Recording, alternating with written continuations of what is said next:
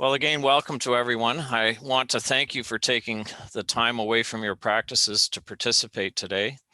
I want to remind everyone that we will be recording our meeting today. If there is more than one president on the matters that we will be voting on, you only have one vote per association, so please remember that. You'll be reminded, I'm sure. I hope next year at this time we will be meeting in person, as I find the discussions outside of the formal portions of plenary are so important and informative and provide a much better perspective of the issues we are facing across the province.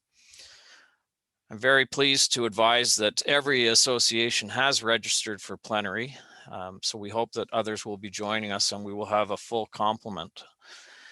Since November, we've been busy on a number of fronts, and I wanted to thank our board members and our executive director, Katie Robinette, and our executive assistant, Kelly Lovell, for their efforts and support.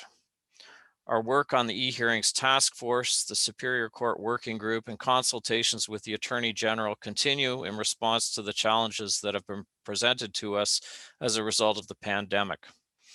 Our justice system has seen an incredible transformation in the last 12 months, and we continue to develop responses and solutions with our justice partners. We have also taken the time to update our bylaws, in part to recognize the changing times, and also in response to another of our executive being appointed to the Superior Court bench. I want to extend our congratulations to Justice John Kurchenko on his appointment. As a result of his appointment, we found ourselves in a position where we had no vice chair, and I want to thank Nathan Baker for accepting this position with the approval of the board. I also want to recognize Alden Horner, who has served this organization for many years in a variety of capacities, including chair, and who has now been awarded the Law Society Medal. In 1879, a group of lawyers gathered in Middlesex County and other counties, and in this jurisdiction where I practice, established the Middlesex Law Association. One of its primary purposes was to fund the library for the use of its members, as the Great Library in now Toronto, then York, was the only courthouse library. This development is not unique to Middlesex, and by 1884, 7 associations had formed, including Brant, Bruce, Frontenac, Hamilton, Ontario, now known as Durham and Northumberland, and Peterborough.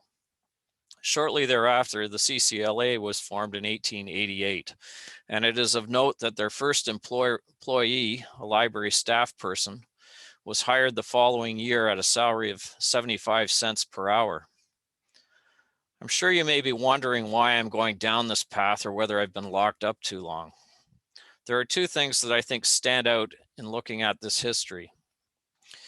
You may wonder why this movement occurred in 1879 and the years shortly thereafter. The reason is that in 1879, the Law Society of Upper Canada provided some startup funding to be matched by local associations to meet the needs of local practitioners in what is described as the hinterlands of Ontario, where legal resources were not available. It seems that anything outside of York, now Toronto, was considered the hinterlands, and it appears that that attitude continues to be shared some 140 years later. But let me move on to my second point, and that is the foundation of every law association is to provide legal resources to its members that they could not otherwise obtain individually. Legal education and the provision of legal resources to ensure the development and competency of our profession is the lifeblood of our associations, and it cannot be lost that this responsibility is shared by the Law Society, as it always has been. To be very blunt, our associations and the Law Society are under attack. We have felt the sting of budget cuts at a time when there was some cautious optimism that with the formation of LEARN, we would see a recognition that the cost of maintaining a collection has increased well beyond the rate of inflation, while funding has stagnated. As we all know, that did not occur, and we have worked hard since November to lobby and educate the benchers, and I thank the members of our working group for their ongoing efforts in this regard. I'm also pleased to advise that as a result of a recent shareholders meeting, we are opening a more complete dialogue with Learn to work in a more cooperative manner and to avoid working at what may be perceived as cross purposes. I also want to thank our regional representatives and each of you for your support in this campaign in the letters that we have written, but our work is not over. These positive steps are perhaps helpful, but the threat remains and our fate is intertwined with the Law Society. I am sure that you are aware that there's a group of benchers who have stated quite clearly their goal is to slash the budget of the Law Society and in turn the funding for libraries and FOLA itself. They do not see the value we provide to our members and seem to ignore the ongoing need to ensure the highest level of competence to protect the people that we serve. They question the value of self-regulation and seem to believe that if regulation was to be placed in the hands of the government, that would be a satisfactory outcome. Finally, they appear to have an agenda which simply rejects the value of promoting equity and diversity within our profession. I've reached out to a number of organizations and hope to build a stronger and more supportive relationship on this front. I don't want to appear alarmist, but it is important to recognize the threat for what it is and to start now to educate our members.